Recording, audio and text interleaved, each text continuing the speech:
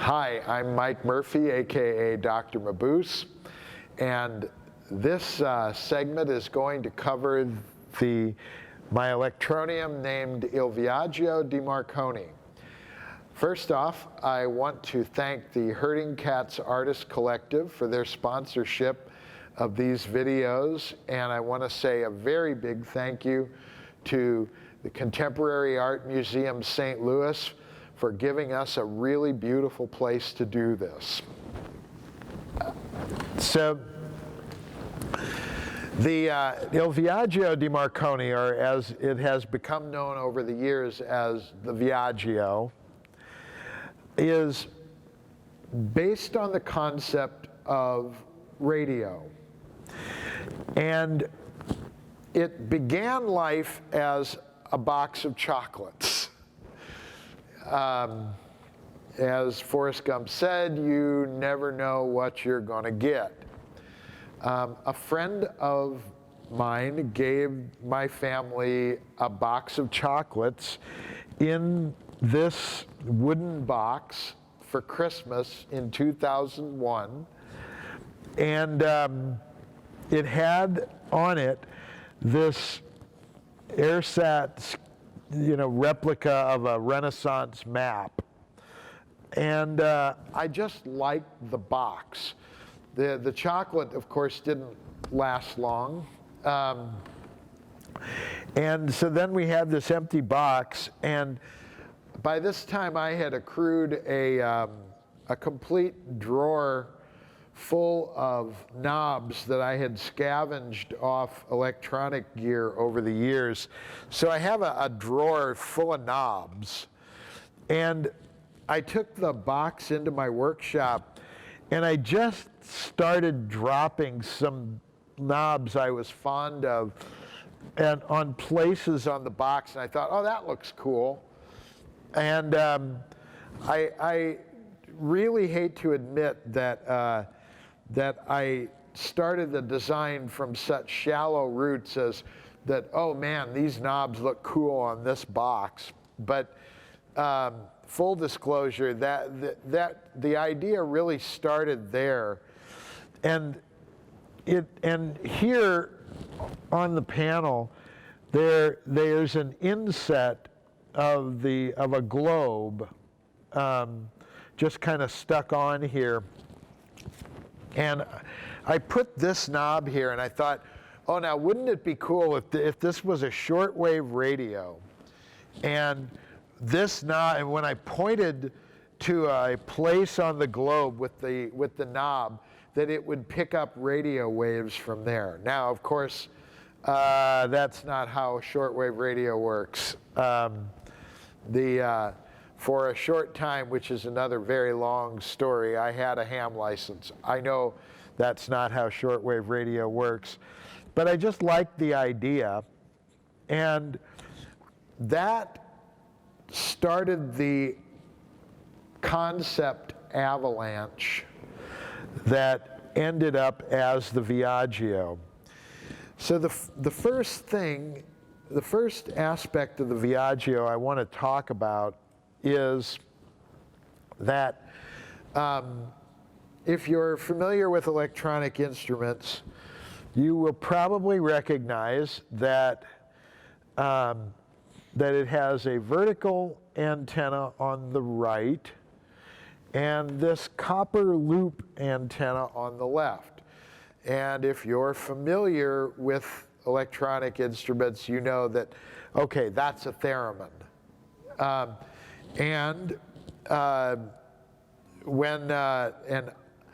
When I perform with this thing, people immediately begin to associate it with a theremin, and it has a theremin in it. But there is a great deal more to it than just the theremin. Because the theremin doesn't have this antenna in the middle. That antenna in the middle is a radio receiver antenna.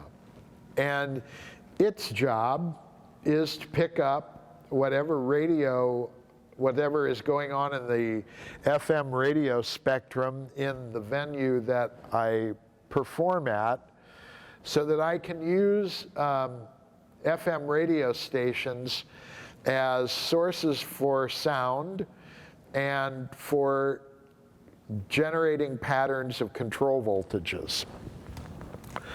So just to get this part out of the way, I'll demonstrate that it is a theremin,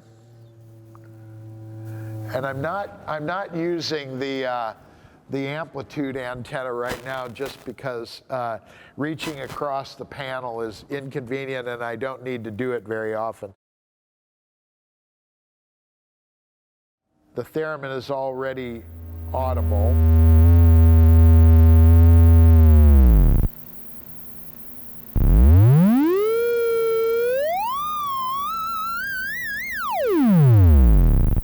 So all that gorgeous Clara Rockmore's footage that you've seen with her extraordinarily beautiful, graceful hands doing all of these mesmerizing gestures near the antenna. Well, the fact of the matter is that the theremin is a very blunt instrument, and you can play it, you can headbutt it as easily as you can manipulate it with your fingers. And of course, in the hands of a virtuoso like Clara Rockmore, the theremin is a full-fledged instrument, but it's a very simple instrument in a way. You control the pitch by getting close or far away from the right-hand vertical antenna. You control the loudness by putting your hand near the loop antenna on the left. It's in a sense kind of like a single-string violin in that regard. But I wanted to do a lot more. And the first section I want to demonstrate is the radio receiver.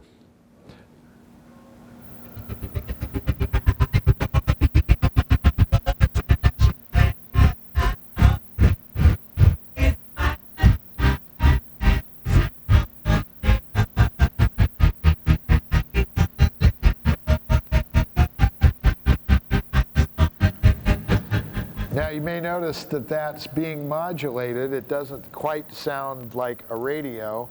Here is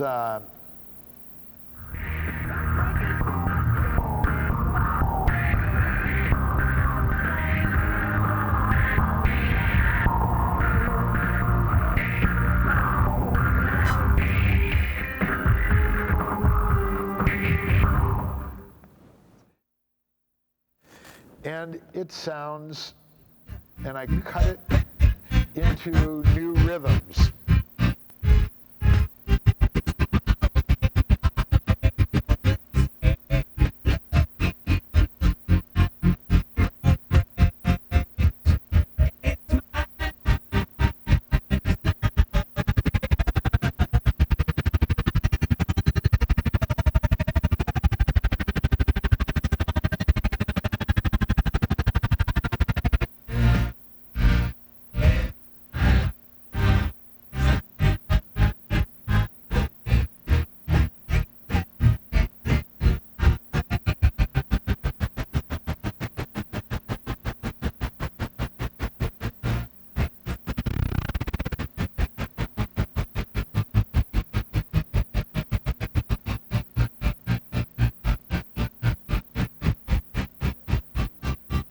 The sounds of whatever pop songs or the DJ on the station are doing are cut up into a kind of a travesty or an effigy of the radio signal itself.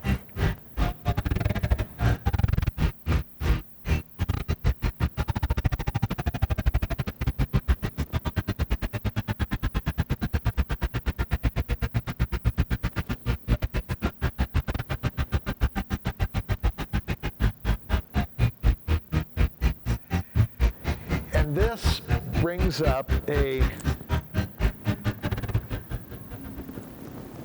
concept of a sample and hold which permeates my designs. And some of you, of course, are going to know immediately what a sample and hold is. But I'm hoping to challenge the conventional notion of a sample and hold and how it works, because it's fundamental to my work in terms of pattern generation. So, as a general principle, a sample and hold the circuit will listen to a waveform, say this kind of MW-shaped waveform that I've got drawn right here. So, in this case, a sample and hold is listening to this waveform, and then there is a command, an electrical command given to the circuit that says, freeze, take a picture of this voltage right here and freeze it. And then wait a while, take another picture, and another picture, and another picture. So the waveform is just rolling along, doing its thing, and these clock signals are coming in and saying, snapshot, snapshot, snapshot, snapshot, snapshot. And what comes out are steady voltages at the levels that the wave was at when the snapshot was taken. So in this case, with a snapshot taken here, here, here, here, and here, what comes out of the sample and hold is not what went in, but something that looks like this.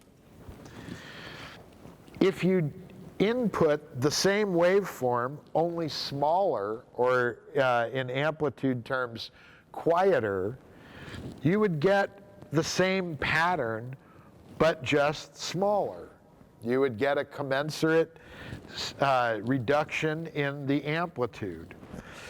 But if you put the same waveform in and took the pictures at different points and said snapshot, snapshot, snapshot, you would get a voltage level here, here, and then here. Now, that's a pretty simple concept, and it's what people consider to be the classic sample and hold procedure. Generally, sample and holds are clocked at regular intervals, where the commands to take the snapshots come at a kind of a tick-tock steady tempo. Snapshot, snapshot, snapshot, snapshot, so that the levels go in a steady rhythm. You know, da da da da da da da da, or faster, da da da da da da da da da da da, which is all very well and good and absolutely critical to the introduction of many Emerson, Lake and Palmer songs. But what I wanted to do was to expand on the notion of a sample and hold and clock and issue those clock commands that take the snapshots at irregular intervals to speed them up and slow them down so that the resulting waveform would be more complex. And then I also wanted to have a lot of controls over the incoming waveform. And what I decided to do with the radio, FM radio station signal was to take the FM radio station signal and sample it to get, and as the radio signal got louder, to speed up the clock, or make it so that if it got louder, the clock would slow down. But but aspects of the radio signal itself would speed up and slow down the clock. And then it would also be taking the snapshots so that both the horizontal and the vertical picture of what was coming out of the radio signal would be driven by the signal itself. And this is a concept that I'm really fond of making travesties of found objects. And what I mean by that is there's a way to do this in language. In software, I once created a program that I fed in the names of English towns like Wessex, Sussex, Devonshire, Stratford, London, Birmingham.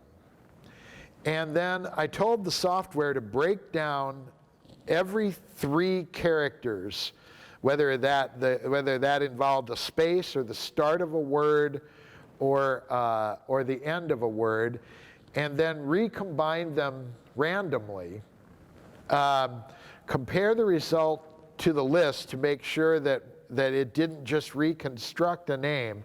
If it did accidentally reconstruct an exact name, it would throw it out and roll the dice again. And as an example, what came out was Stratham, S-T-R-A-T-H-A-M. And I thought, oh, that's got to be an English town. I just forgot to put it in there. Well, I looked it up, and no, there is no Stratham in England on the whole island of Great Britain. Strangely, there is a Stratham in New Hampshire, but it's apparently a made-up name. But it sounds exactly like an English town. Well, it's the same conceptual principle with the radio station sample and hold. So listen again.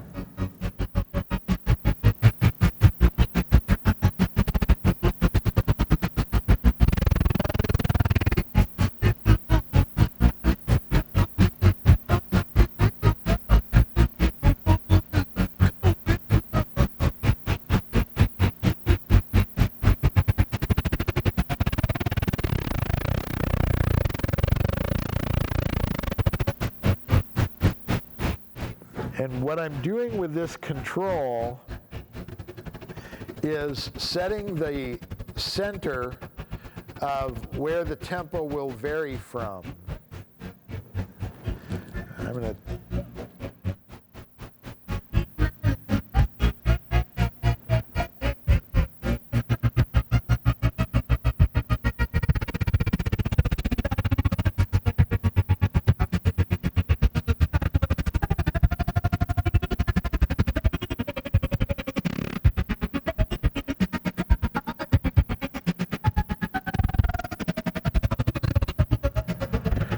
so the result is that the signal comes out, the sound that comes out drifts in and out of intelligibility.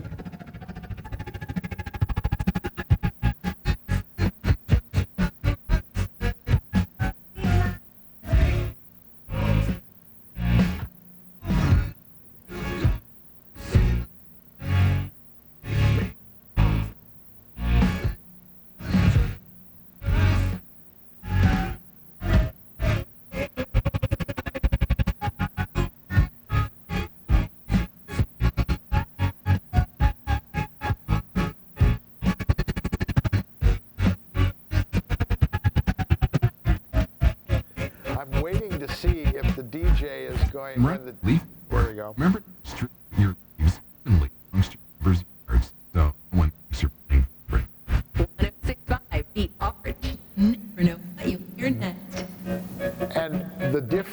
pitches of voice will result in the clock clocking at different rates.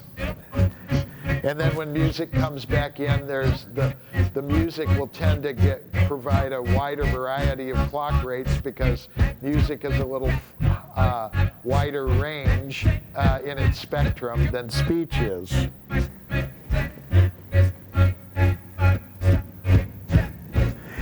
And then, as a quick aside, this switch sets the general range of how fast the clock will react. This is a little faster, reacting a little faster than the setting it was just on, and then I'll put it in the middle, which is where the super fast.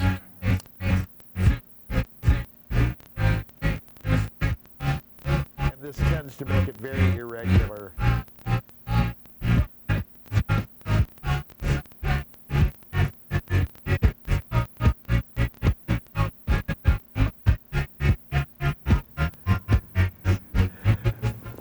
So then moving on to other features, the radio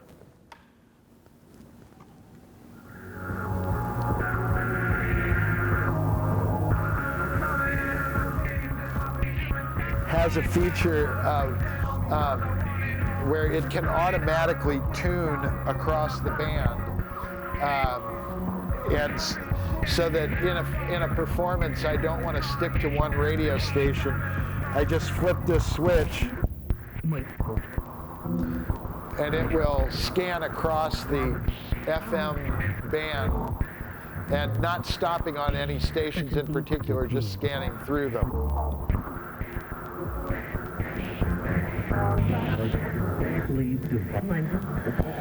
Which will provide more raw material for the sample and hold system that's on the that's in the blue channel here to listen to.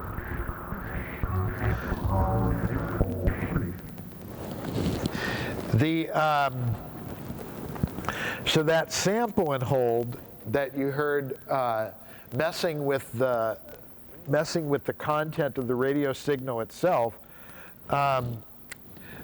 that sample and hold is also connected to control oscillators.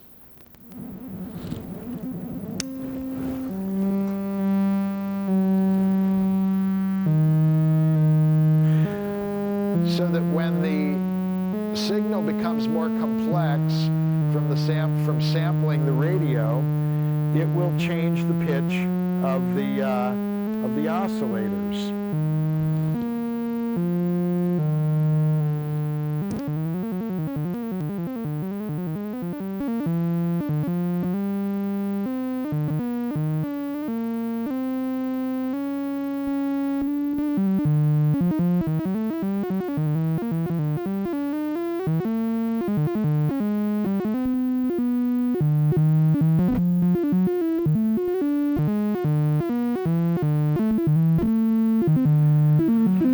So if I switch it to scan across the radio bands, that should give it more to chew on.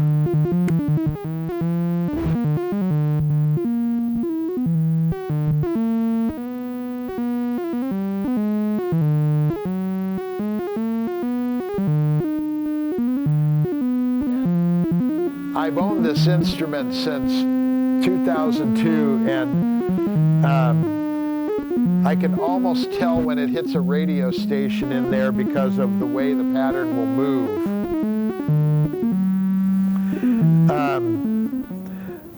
But again, moving through the features, this is one set of oscillators. I'm going to move back to them because they're actually not standard voltage controlled oscillators. But this is another oscillator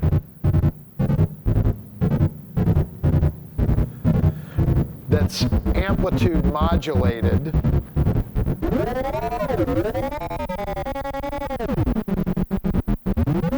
And it's related to oscillator on my yellow channel.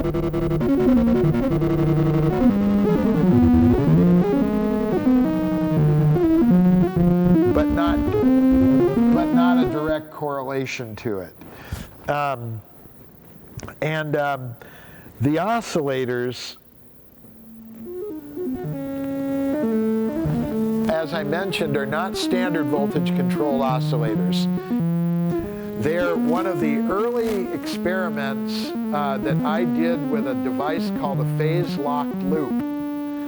And as normally in a voltage-controlled oscillator, you would have a knob that controlled the bass pitch of the oscillator, where the higher you turned it, the higher the pitch would go. And that's all, that's well and good, but I wanted to do something a little differently. I wanted to challenge myself a little. And so as you turn the knob down,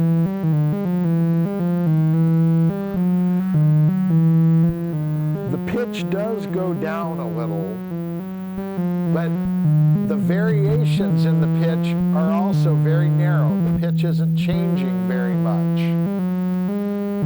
And as you raise it, not only do the pitches get higher, but more varied.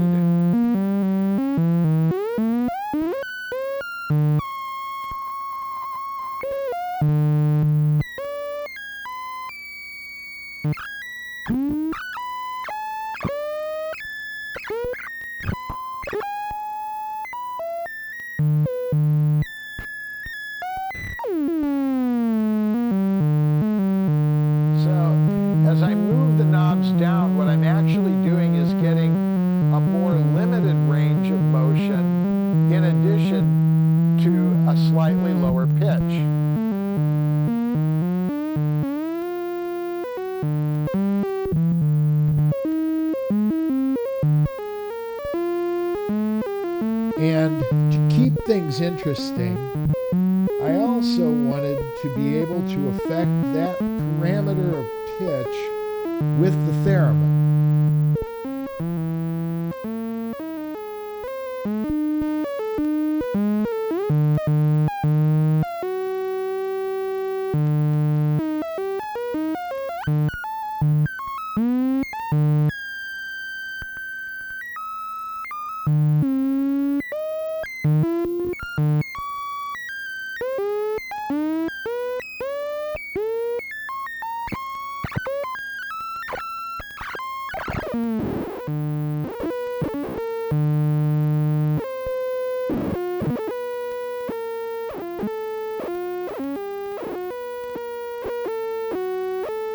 And this was just another example of how I wanted to integrate the theremin control, not just as a simple pitch and amplitude two-dimensional theremin. I wanted the theremin to have an effect across all of the more complex sounds.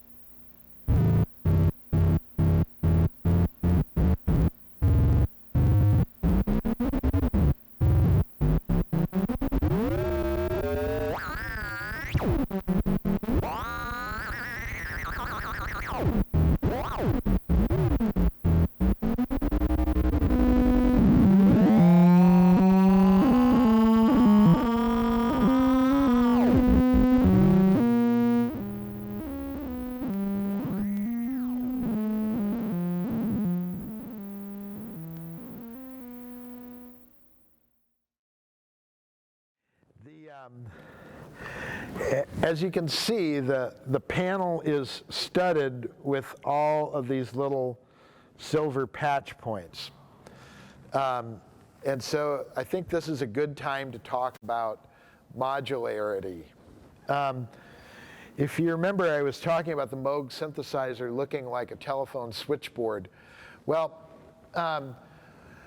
for those of you who aren't familiar with modular synthesis, it works basically by having a great many devices in a rack in front of you and with a bunch of jack plugs on them. And then you build the different sounds, like I said, a kind of a Lego set for timbres. By taking a patch cord and plugging the various modules together.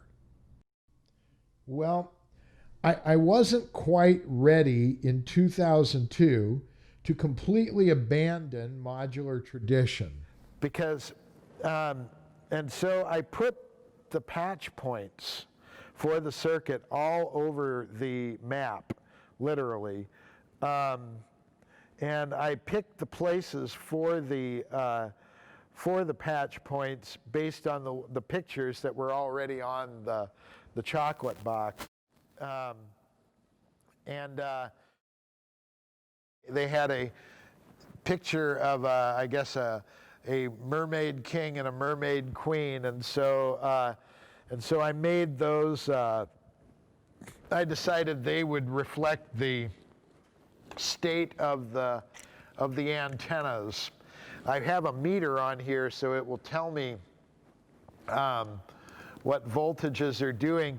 So the Mermaid King is that jack plug shows me the state of the loop antenna. I don't know if you can see the meter moving as I get close and far away from the antenna. And then the Mermaid Queen is tracking the vertical antenna. As I get closer, you can see the knob, or you can see the needle going up.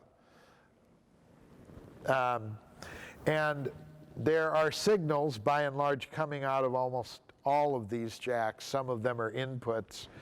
But the device can be played entirely without patching. The jacks are normal behind the panel to one spot or another on another jack, and then when you plug and that connection stays until you plug one of the until you plug a patch cord in and override it. So in some ways, in 2002, I was still devoted to the standard model of modular synthesis, because I was afraid not to do that when I designed this device.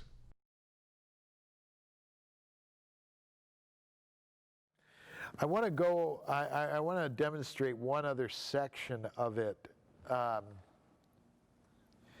that is there's a voltage controlled filter. Of course, it's an electronic instrument, you have to have a filter, right? I'm hoping that notion gets challenged in this series too, but in this case, this has very definitely got a filter, and I find it kind of indispensable. So these knobs are a mixer on the front of the filter, and these switches tell it which signal is going to be normaled into the filter. So I'm going to bring it up right now.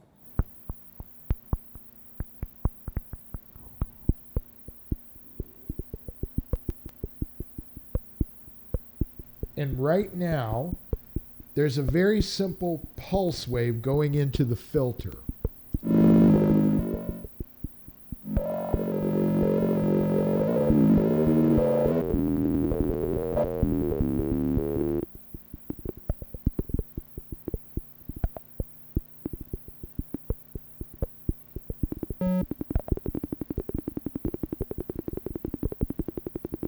And this pulse wave is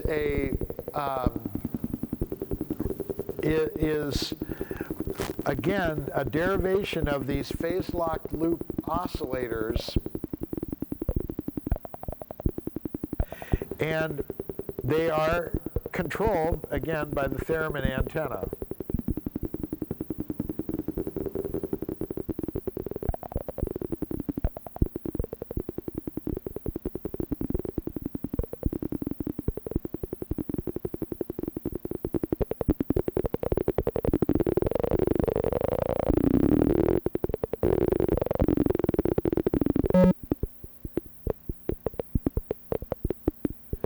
So I can control the tempo with the Theremin antenna.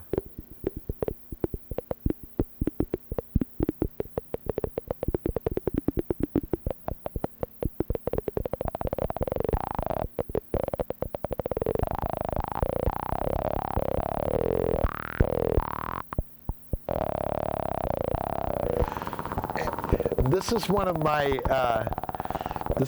my favorite attributes of designing the Electroniums, and that is wide range control voltages.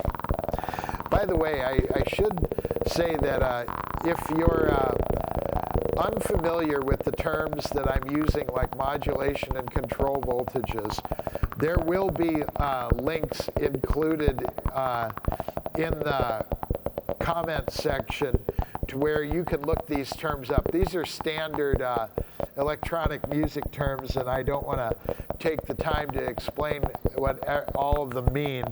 But I will tell you that I am always averse to putting a range switch on a device, and much prefer to have the device react to a very wide range of control voltages.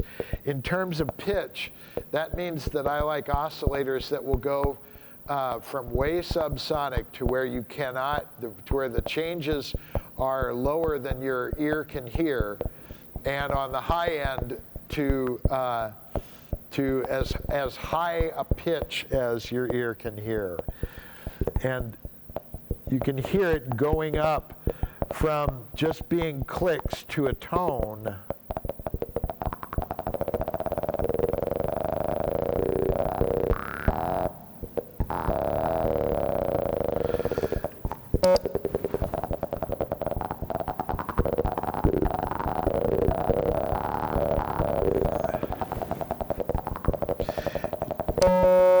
And in this range,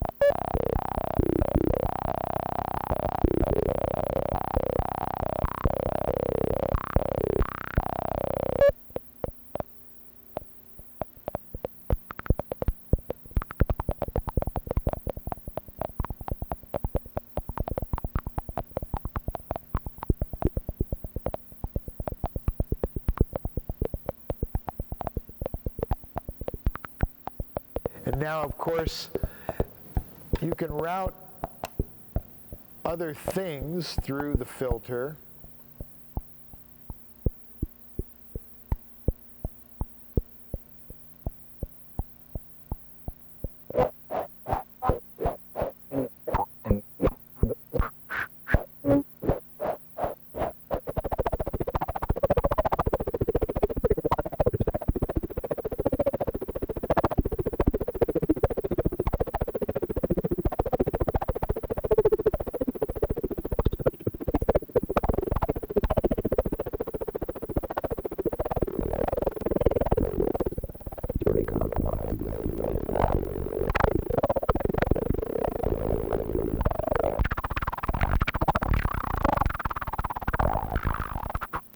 Slave.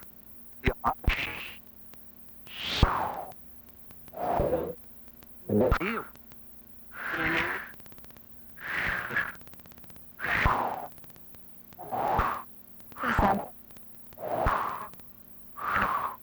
Slavery work.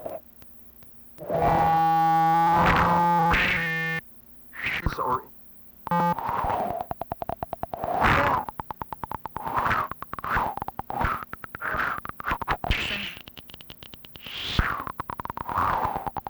was it Annie?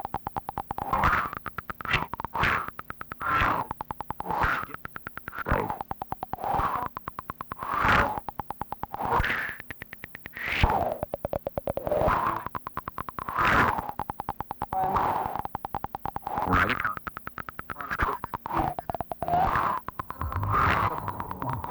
is what it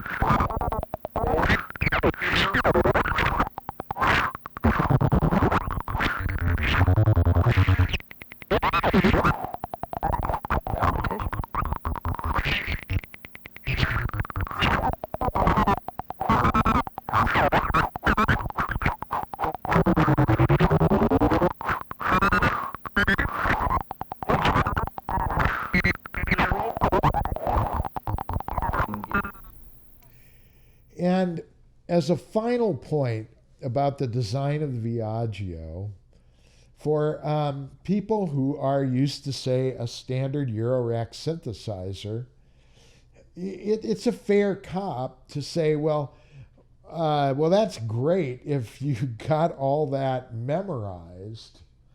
I mean, for crying out loud, there are no legends. How can you tell what the controls do? And that's a fair point. This instrument demands that you learn it intuitively. But my contention is that all musical instruments are learned intuitively. As I mentioned before, you don't open your violin case and it says, put finger here for C sharp. And in the case of this particular instrument, there is, I am really blessed that there is another musician, a woman who goes by the stage name of Venus Slick. She's a member of the Tori Starbuck project, and she's also married to Tori Starbuck. And she is primarily a painter. And but she joined the band, and when she came into the band, I had recently built this device and polyurethaned it. And Venus was strongly attracted to the smell of polyurethane. And I got it out of the case, and she said, "What is that?" And I said, "It's the Viaggio." And she said, no, what's that smell? And I said, "Oh, I just polyurethaned it." And she said, "Oh, I love the smell of that." And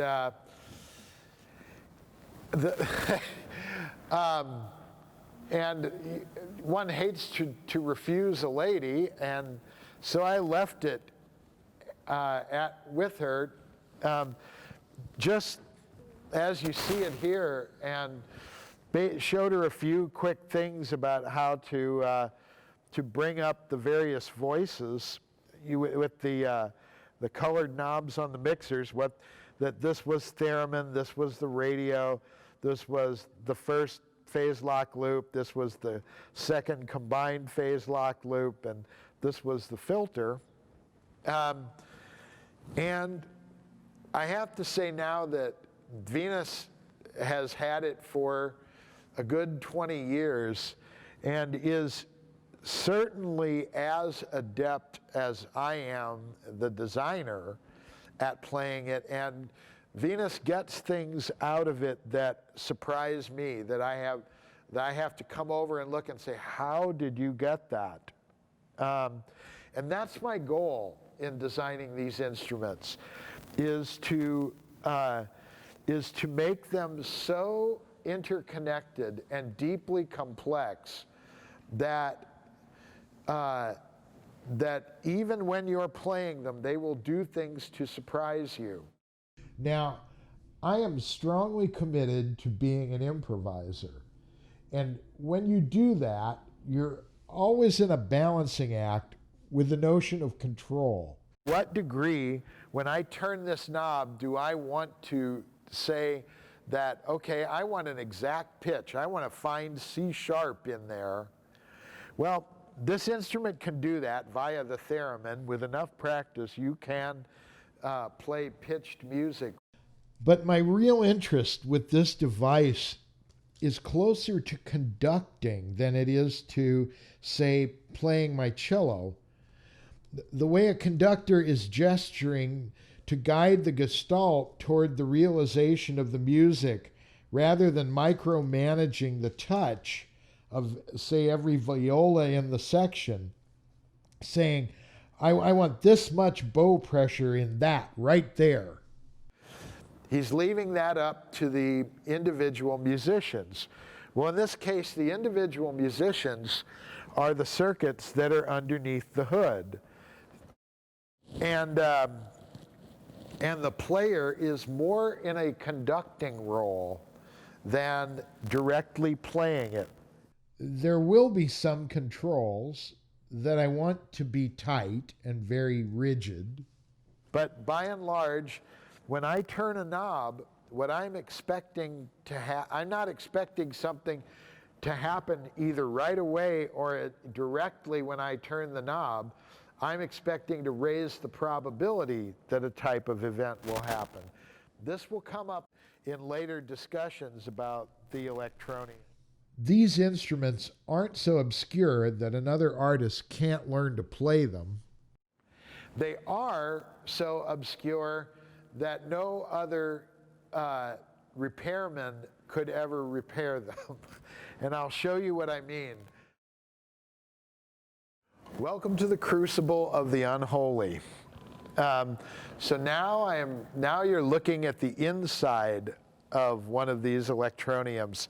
I chose the Viaggio because the Viaggio is one of the easiest ones to expose. It's, like I said, it's a candy box, and so when the little clasp is closed, it's just a little rectangular box there, and but then it kind of opens like a book, and that's of course how I built it. But it's a mess. There's no question that it's a rat's nest in there, and if there are electronic technicians or repairmen watching this, please, I fully understand if you need to take a break and go into the bathroom and purge, because it is an absolute rat's nest in there. There's a reason for that. I do engineering work in my livelihood. I am aware of the drawbacks of this approach, and one of them being that, oh my God, if you have to repair anything, how do you find it? And I will admit, it takes a very long time. But I went to school with a friend who is a neurosurgeon. And I once showed her the inside of the Viaggio. And her specialty is that she works on hands.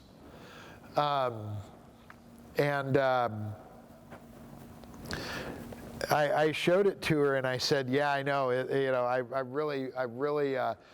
really screwed up my chances of repairing this quickly or easily."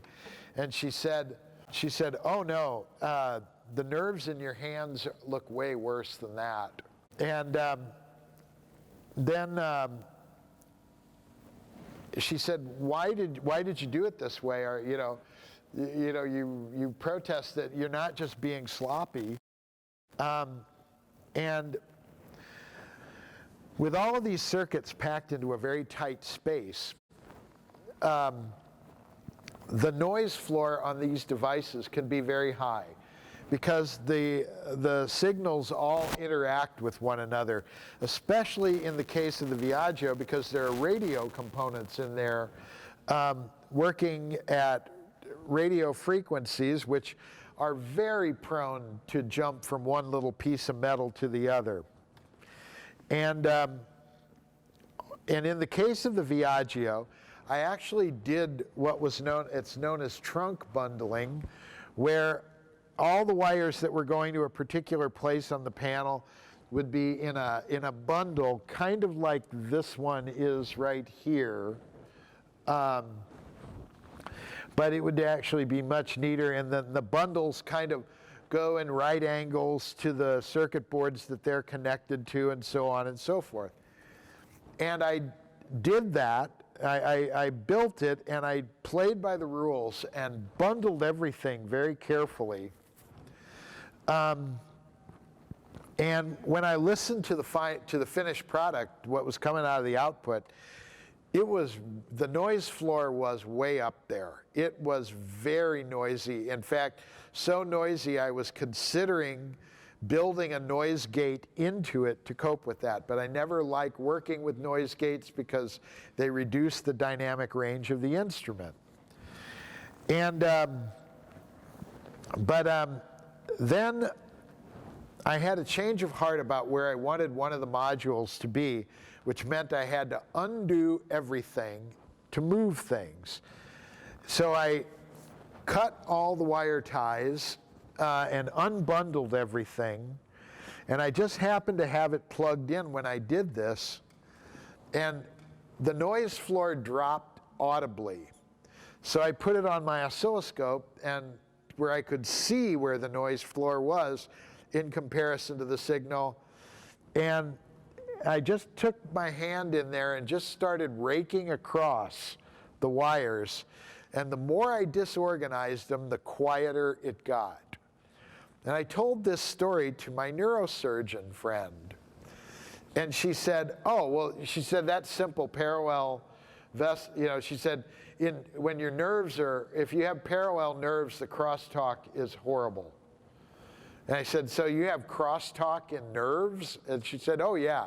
She said, that's why the body grows them, all tangled up. He said, when nerves are cross one another at right angles, very little of this nerve is exposed to what's going on in this nerve. But if they're parallel, then there's way more surface area for the signal to jump the gap between the nerves.